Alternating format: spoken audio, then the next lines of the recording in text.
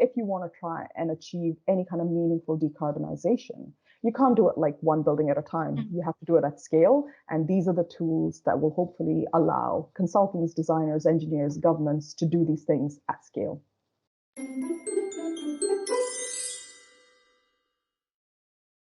Welcome to one more episode of Meet Our Sponsors.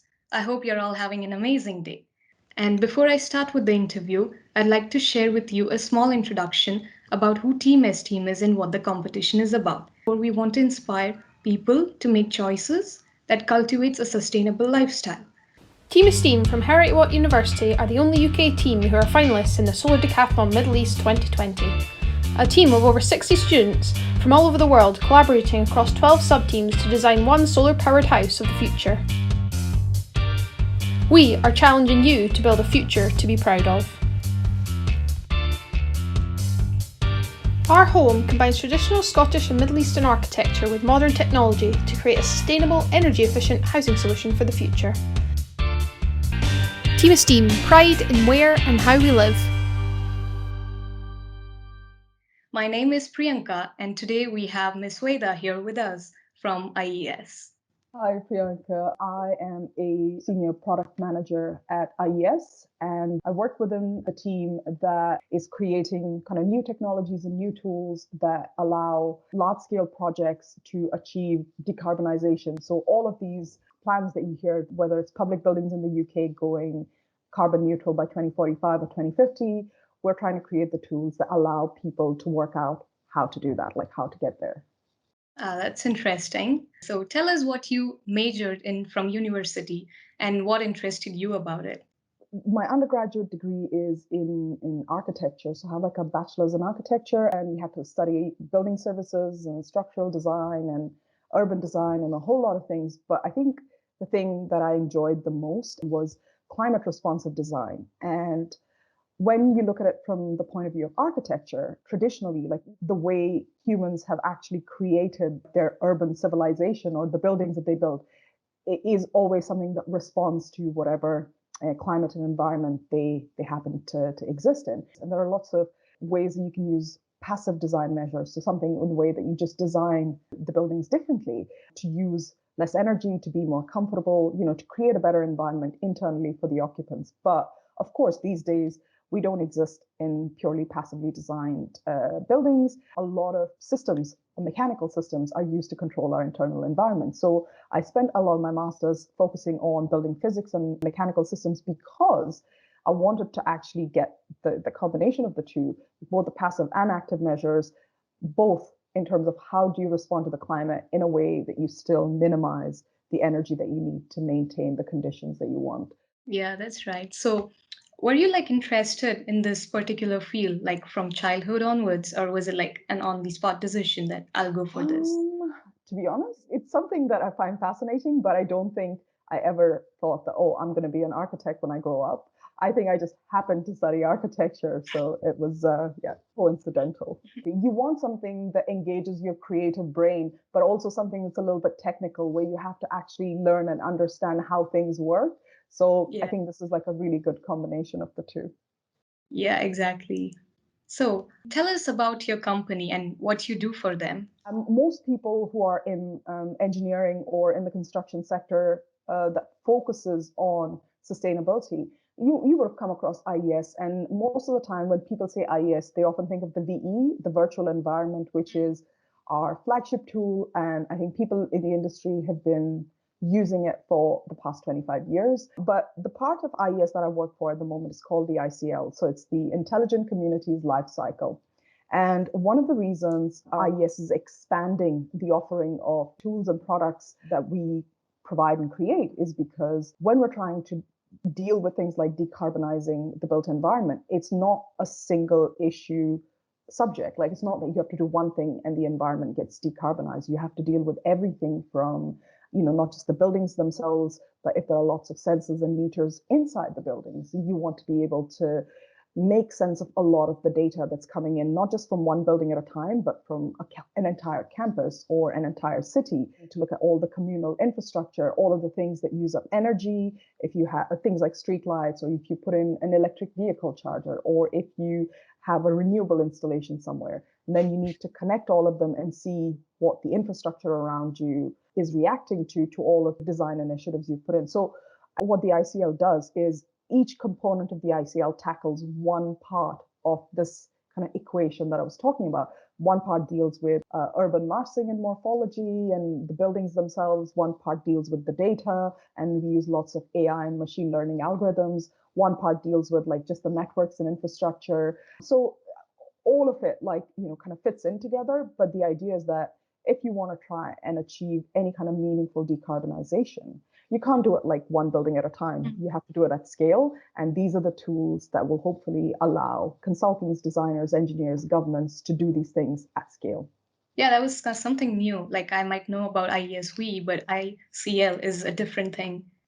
Okay, so like we all know, the pandemic has caused a lot of problems, especially in the workforce, for a lot of companies, irrespective of like which sector it is from. So how did you manage quarantine? Did it affect your work? I would say so far we've been very lucky because we work with this idea of digital twins and digitizing the environment. So a lot of our work is also online. And that meant that it was seamless to kind of transition to working from home because most of our work is done on a computer. I feel very fortunate and lucky to be able to continue working from home with very minimal disruption. I'm very mindful that this is not the case for people who do other kinds of work. That's great to hear. How is IES contributing to the project? Right. So our sponsorship agreement was more around providing knowledge and access to all of our tools. We agreed to give access to all of the ICL tools to everybody who was part of the Heriot-Watt team. And we also, I think the more important part was we committed our resources. So the people who are part of our consultancy team, who are the people who use these tools for their work, they were the ones who actually spent time, did day-long workshops with the students where they actually spent hours explaining how things work, helping them get the things installed, showing them how they use them in their own projects and answering questions. They volunteered a lot of time and effort and knowledge. And as I mentioned, a lot of our consultants are people who have recently graduated from very much the same universities that we're dealing with now. So I think they wanted to help people who are around their same age, who they have a lot in common with, and so to share their experience from working on these kind of projects. Yeah, using IES has been like really helpful for us to analyze how the house is going to be. So thank you for giving us the access and sponsoring us. More than happy. And I want to say that our CEO, Don McLean, is very keen to support other Scottish endeavours. So there's a bit of Scottish pride going on there. Part of, when we say sustainable, like we want to be something that supports the local economy, that supports knowledge sharing locally, that supports, building capacity locally. Because Heriot-Watt University is a Scottish university that was representing the UK in the expo, he wanted to do everything we could to support this endeavor. That was one of the main drivers for why IES has been involved in this process.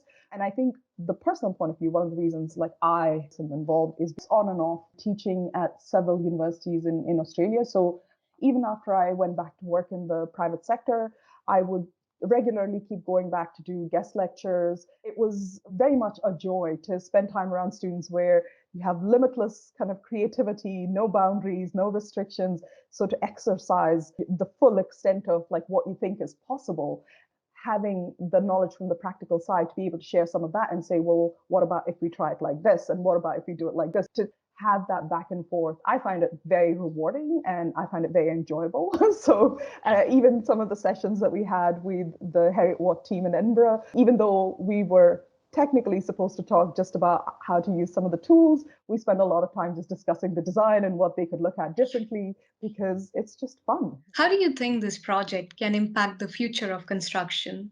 I think one of the outcomes of focusing on sustainability in the context of a house is that it makes it very real for people because everybody is familiar with houses. We all live in them. And especially these days where we're all living and working from home, it's something that, is kind of very viscerally related to our day to day. So to be able to broach the concept of sustainability through something that's so deeply familiar to all of us, I think it it kind of makes it not just more real and tangible, but also might give people very meaningful ideas about how and why they might want to do things differently and what kind of impact they might want to have. Like how we use energy within our houses, like to remember to switch off things or to use things only when you need them, or to maybe run your washing machine on a lower heating level, or maybe the products that you buy. But I think the idea is that, it's not about the specifics, but more generally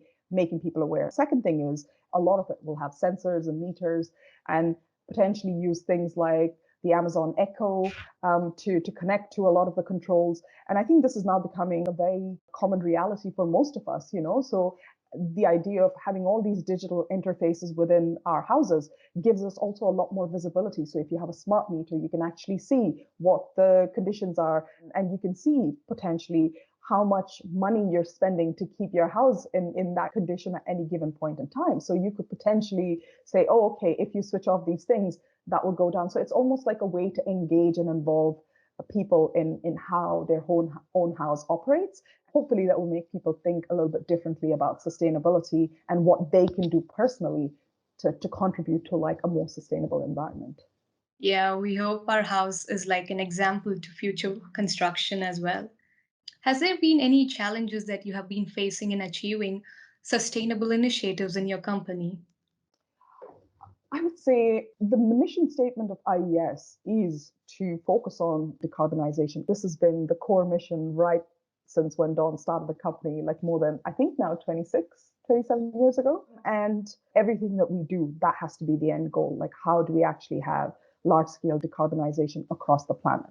So I don't think there's ever any institutional roadblocks to implementing sustainability initiatives, because not just in the work that we do and the outcome that we hope for, but also when we were all working in the office, the policies in the office, they encourage people to cycle to work, and there are chargers for electric vehicles, the way like things like waste management is handled, and all of the tools we create, we test them in our own office as well. So all of the smart monitoring systems that we propose, our office is the guinea pig. We try it out there first. So we're always aware of like how the different rooms are functioning, where things are going outside of the bounds, and what we need to do to kind of manage it better. So we try to walk the talk. So I think that the tricky part for us, because there are always challenges, is that the technical side of sustainability is very fascinating. It's very interesting and engaging. But I think sometimes it leaves out the human component in terms of how do you engage people? How do you actually make things easier for them to do? Because the more you incentivize certain behaviors, the easier, because people will do them without thinking. So we want to try and make our technology as tactile and as easy and intuitive as possible. And that is always a work in progress, because it's easy to get the technical things right, but it's very difficult to get the user experience and the ease of use and, the human interaction part, to get that to be as good as we'd like it to be and as seamless and easy as we'd like it to be. That's great to hear. So, finally, my last question. Is there any message you would like to send to the future graduates aiming to join the construction industry? I would say, first of all, welcome. I think that you guys will have a lot of fun. And one of the things maybe to be mindful of if you're only recently joining the construction industry is that the work that we do is part of a much bigger process. So you're not working in isolation. It connects to all of these other things. And I think it's always easy to forget the big picture when you're focused on the immediate task at hand. But I think it's worthwhile remembering why we do what we do.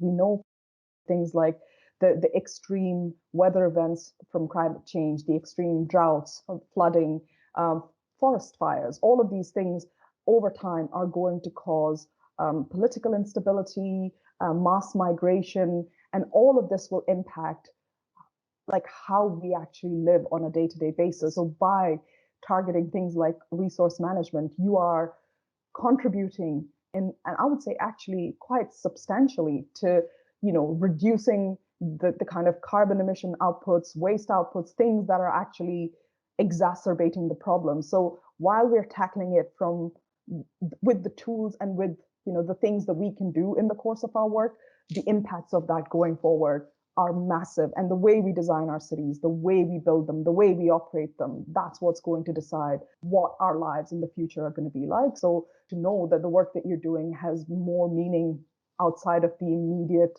day-to-day stuff that you do. And that's what will in the end decide like whether the cities in our future, whether they're going to be sustainable, whether they're safe, whether they're livable, whether they're equitable, whether everyone has access to all of the things they need. That comes down to the work that we do right now. So I hope that you enjoy it, but I hope that you're also aware of what a wonderful and massive kind of contribution it is to making things better. Yeah. So thank you very much, Ms. Veda, for joining us today and sharing all this information with us. It's been my absolute pleasure to do this. So thank you very much, and good luck to you and the team to move this forward. Thank you.